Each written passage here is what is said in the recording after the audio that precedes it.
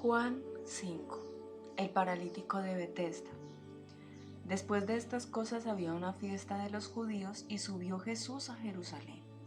Nota: Juan no identifica esta fiesta particular y es imposible determinar cuál fue. Si se trataba de la Pascua, esta referencia introduce una importante indicación cronológica que ayuda a establecer un calendario más claro de los 3,5 años del ministerio de Jesús. Versículo 2. Y hay en Jerusalén, cerca de la puerta de las ovejas, un estanque llamado en hebreo Betesda, el cual tiene 5 pórticos. Nota: Betesda significa lugar de la misericordia o casa de la gracia. Se le identifica hoy en día con bastante certeza con el estanque doble que está ubicado en la iglesia de Santa Ana. Versículo 3. En estos yacía una multitud de enfermos, ciegos, cojos y paralíticos que esperaban el movimiento del agua, porque un ángel descendía de tiempo en tiempo al estanque y agitaba el agua, y el que primero descendía al estanque después del movimiento del agua quedaba sano de cualquier enfermedad que tuviese.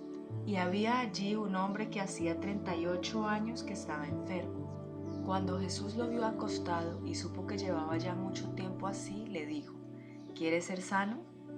Señor, le respondió el enfermo, no tengo quien me meta en el estanque cuando se agita el agua, y entre tanto que yo voy, otro desciende antes que yo. Jesús le dijo: levántate, toma tu lecho y anda.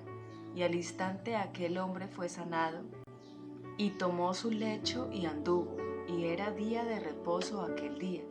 Entonces los judíos dijeron a aquel que había sido sanado: es día de reposo, no te es lícito llevar tu lecho. Él les respondió: el que me sanó, él mismo me dijo: toma tu lecho y anda. Entonces le preguntaron: ¿quién es el que te dijo: toma tu lecho y anda? Y el que había sido sanado no sabía quién fuese, porque Jesús se había apartado de la gente que estaba en aquel lugar. Nota: riqueza literaria.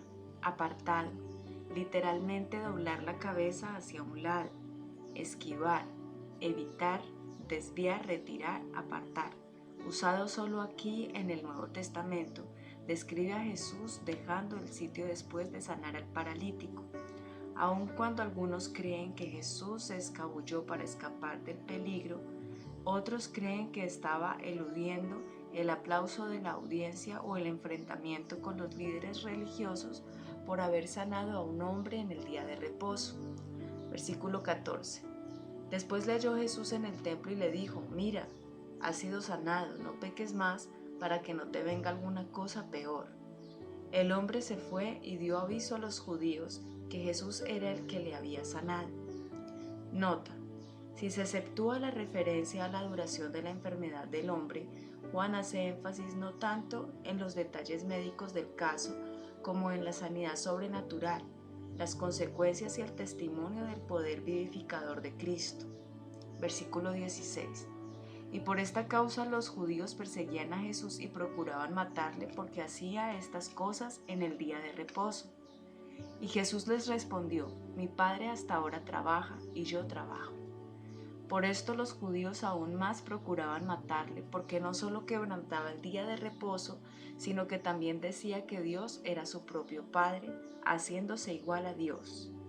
Nota: si las curaciones de Jesús el día de reposo provocaron la ira de los líderes judíos, su reclamo de ser igual a Dios le ganó la acusación de blasfemia y la inevitable sentencia de muerte. Desde este momento en adelante Jesús entró en contradicción con las autoridades. La autoridad del Hijo, versículo 19. Respondió entonces Jesús y les dijo: de cierto os digo, no puede el Hijo hacer nada por sí mismo, sino lo que ve hacer al Padre, porque todo lo que el Padre hace, también lo hace el Hijo igualmente, porque el Padre ama al Hijo y le muestra todas las cosas que Él hace, y mayores obras que éstas le mostrará, de modo que vosotros os maravilléis. Porque como el Padre levanta a los muertos y les da vida, así también el Hijo a los que quiere da vida. Porque el Padre a nadie juzga, sino que todo el juicio dio al Hijo, para que todos honren al Hijo como honran al Padre. El que no honra al Hijo no honra al Padre que le envió. Nota: en ningún sentido Jesús actuó independientemente del Padre. Por el contrario, comprendía cómo el Padre y Él eran uno. Hacía solo lo que el Padre le mostraba. Entonces la autoridad de Jesús no era usurpada, sino derivada de la autoridad del Padre. A la inversa, no se puede honrar al Padre sin honrar al Hijo. Versículo 24. De cierto os digo, el que oye mi palabra y cree al que me envió, tiene vida eterna y no vendrá a condenación, mas ha pasado de muerte a vida. De cierto os digo, viene la hora, y ahora es, cuando los muertos oirán la voz del Hijo de Dios, y los que la oyeren vivirán. Porque como el Padre tiene vida en sí mismo, así también ha dado al Hijo el tener vida en sí mismo. Y también le dio autoridad de hacer juicio por cuanto es el Hijo del Hombre. No os maravilléis de esto, porque vendrá hora cuando todos los que están en los sepulcros oirán su voz. Y los que hicieron lo bueno saldrán a resurrección de vida, mas los que hicieron lo malo a resurrección de condenación. Testigos de Cristo, versículo 30. No puedo yo hacer nada por mí mismo, según oigo así juzgo, y mi juicio es justo porque no busco mi voluntad, sino la voluntad del que me envió, la del Padre. Si yo doy testimonio acerca de mí mismo, mi testimonio no es verdadero.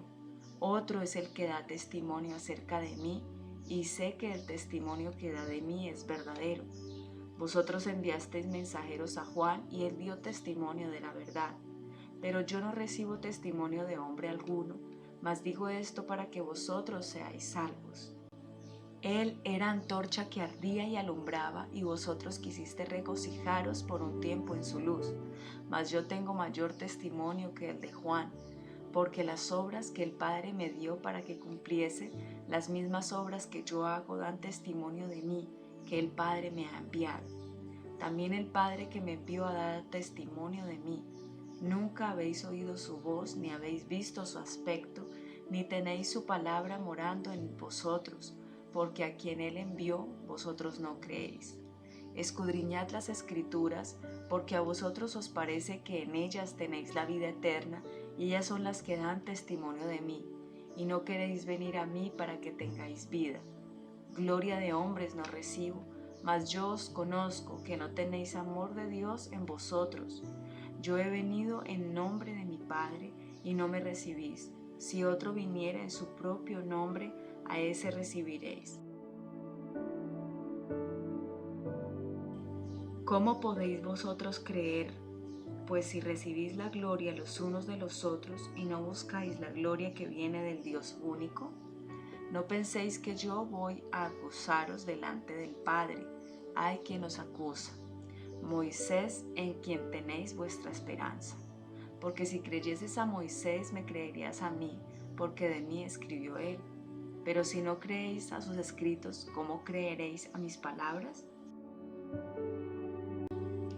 Nota final.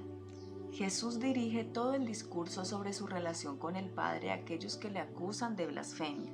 Estas palabras revelan de manera cristalina su amor aún por sus enemigos, en tanto su deseo es que ellos alcancen la salvación, versículo 34. El problema no es que no pueden creer, sino en que no quieren aceptar su oferta de vida, versículo 40.